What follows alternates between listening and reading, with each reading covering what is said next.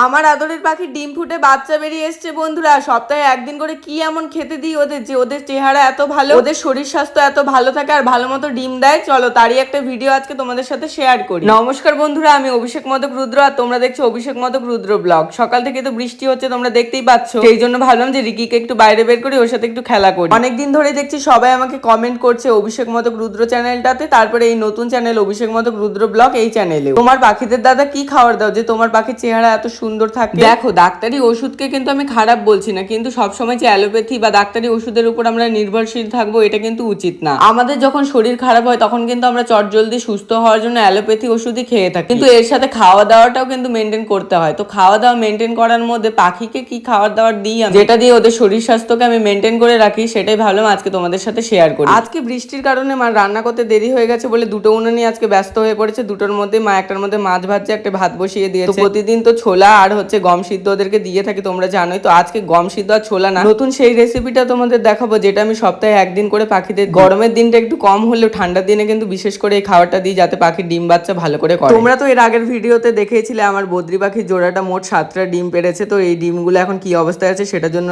উকি মারছিলাম। পাখিটাকে খাওয়ার লোভ দেখি আমি এক প্রকার চুরি করে দেখছিলাম যে ওর বাচ্চা কতগুলো দিয়েছে। তো দেখছি যে একটা বাচ্চা বেরিয়ে এসছে, কি সুন্দর হয়েছে। আজকেই কিন্তু বাচ্চাটা বেরিয়েছে। এদিকে মায়েরও রান্না প্রায় কমপ্লিট, মাছটাও ভাজা হয়ে গেছে আর ভাত তো হয়ে গেছে। সেই জন্য একটা উনুন আমি পেয়ে গেছি, তো এর মধ্যেই খাবারটা বসিয়ে দিলাম। পাখির জন্য আজকে আমি ডিম সেদ্ধ বসিয়েছি জলে দিয়ে। পাখির জন্য সেই বিশেষ এগ ফুডটাই আজকে তোমাদেরকে বানিয়ে দেখাবো, যেটা সপ্তাহে একদিন করে আমি পাখিদের দিয়ে থাকি। তো এখানে গরম জলটার মধ্যে ডিমটা বসিয়ে দিয়েছি, আর পাখির যে খাবারগুলো ওগুলোকে বের করে নিয়ে আমি চলে যাচ্ছিলাম একটা জিনিস আনতে। হ্যাঁ, এই পাতাটাও কিন্তু ওই খাবারে দিয়ে থাকি। এই পাতাটার নাম তোমরা অনেকেই জানো, যারা গ্রামে থাকো তারা বিশেষ করে, যেটা সজনে পাতা। ওটা তুলে নিয়ে আসলাম আর বাড়িতে এসে দেখি ডিমগুলো সেদ্ধ হয়ে গেছে, একটা যদিও ফেটে গেছে। তো কোনো ব্যাপার না, ডিমটা ফাটলেও কোনো আমাদের সমস্যা হবে না রান্নাটা করতে। ডিমগুলো দেখে মনে হচ্ছিল আরেকটু সেদ্ধ হবে, তো ওটা যতক্ষণ সেদ্ধ হচ্ছিল ততক্ষণ আমি সজনে পাতাগুলো দেখলে যে বুটিয়ে নিলাম। এবার ডিমগুলোকে নামিয়ে ভালো মতো ছুলে নিচ্ছিলাম। শুধুমাত্র সজনে পাতা না, আরো কিছু জিনিস আমি এর মধ্যে মেশাই। দাঁড়াও, ডিমগুলো ছুটিয়ে নিয়ে ভালো করে ম্যাশ করে নিই, তারপরে বলছি। তো ডিমগুলোকে ভালো করে ম্যাশ করতে করতে আমারই দেখে লোভ লেগে গেল, তো আমি একটু খেয়েই নিলাম, কিছু মনে করো না। তারপরে আবার নতুন করে ডিমগুলোকে ভালো মতো গুঁড়ো গুঁড়ো করে নিলাম। যেহেতু বদ্রি পাখির মুখটা একেবারেই ছোট, তো ওরা অল্প অল্প করে খায়, তো সেই জন্য একেবারে গুঁড়ো গুঁড়ো করে নেওয়াটাই বেশি ভালো। এবারে এই গুঁড়ো গুঁড়ো ডিমের মধ্যে আমি যে সজনে পাতাগুলো এনেছিলাম ওটা মিশিয়ে দিলাম, তারপরে ডাঁটার পাতা আমি দিয়ে দিচ্ছি। হ্যাঁ, ডাঁটা শাকের পাতাটা ওরা খুব ভালো খায়, তো এগুলোকে কুচি কুচি করে কেটে এর মধ্যে দিয়ে দিলাম। আর বিশেষ করে আমি নিম পাতাটা দিই গো, কারণ নিম পাতাটা এমনি খেতে চায় না,